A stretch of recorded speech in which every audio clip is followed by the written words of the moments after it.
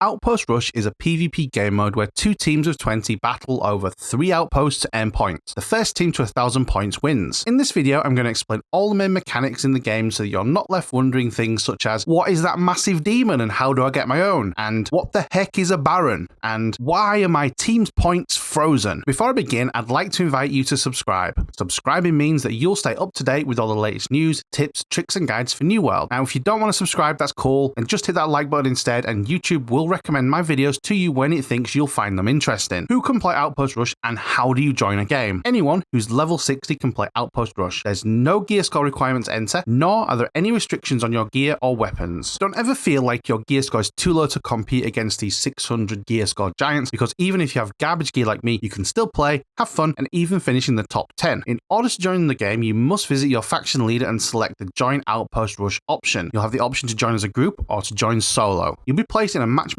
queue and you'll be joined up with 39 other players. You're free to escape out of the screen and continue to play while you wait. Once the game is ready, you'll receive an invitation to join via the social notifications, which looks just like the notification you'll receive when you're entering an expedition. You'll be placed in your fort to begin with your teammates, and you'll be added to a party if you're not already in one. After a few minutes, you'll be able to leave the fort and begin the match. There are 3 forts, Astra, Luna and Sol, and these are the key objectives, and this is the way that you generate points for your team. Typically, your team will capture the closest point and fight over the center point, Sol. To capture a point, you need to stand uncontested in the center of the point for a period of time. You can monitor your progress by the blue disc on the floor expanding and the icons at the top of the screen. Once captured, the icons will change from a diamond to a circle. Once you've captured a point, you have the option to begin upgrading it. To upgrade your outpost, you'll need resources, and these resources are wood, ore, leather and azoth. These resources can't be brought into the match, nor can they be taken out of the match, and they can be found at various locations around the map, but they're not hard to find and they're very obvious. Fun fact, you do get mining, skinning and logging XP for gathering these resources. In order to obtain azoth, you do need to kill the NPCs from around the map.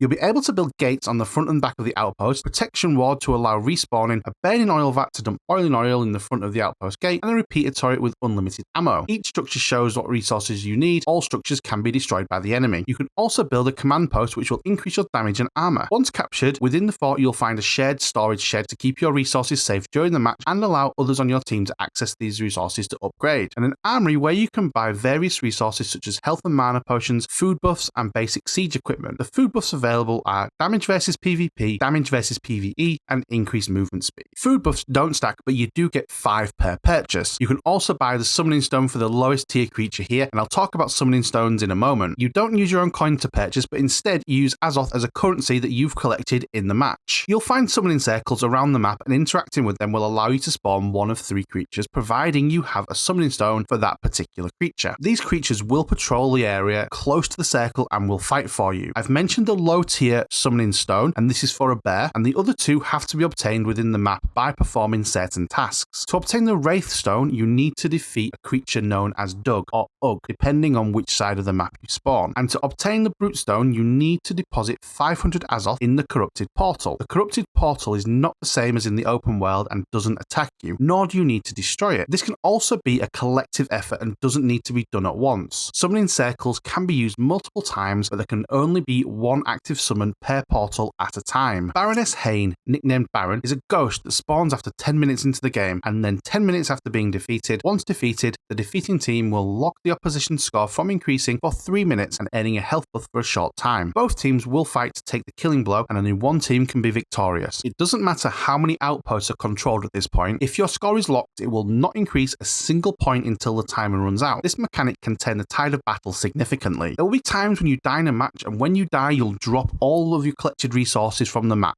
These resources can be collected by friend or foe. You won't lose any other equipment or inventory, and your equipment won't receive damage from dying. You'll have the option to respawn at the fortress, and if you have a protection ward at your outpost, you'll have the option to respawn at the outpost instead. It only takes a few moments to respawn also. When one team reaches 1,000 points, the match is over. The good news is that everyone's a winner. Everyone who's participated earns azoth, gold and an equipment box which will give you 3 pieces of equipment that can roll anywhere up to a gear score of 600. The only exception to this is that if you get totally rolled, then you will not get any reward. I've seen games that last about 5 minutes where one team takes every single outpost and pushes the enemy back into their fort. No rewards were given in this scenario. Personally, I see a myriad of items at 500 gear score from the chests, and the highest I have received has been 585. The devs have said it does respect the watermark system and does give you a chance to increase increase your watermark. However, I'm still a little bit skeptical on that. The things I've been struggling to identify is the logic behind the gold reward and the scoring system. It just seems completely random. The gold does seem linked to your final rank, and your rank seems to be linked to the whim of the gods. So if you happen to have any insight into either of these and how they work, please let me know. Now, please let me know any thoughts about strategies for winning this game in the comments. I'm really interested to see what people's opinions are. Have I made any mistakes? Let me know. And finally, check out this video, which I think you'll find really interesting.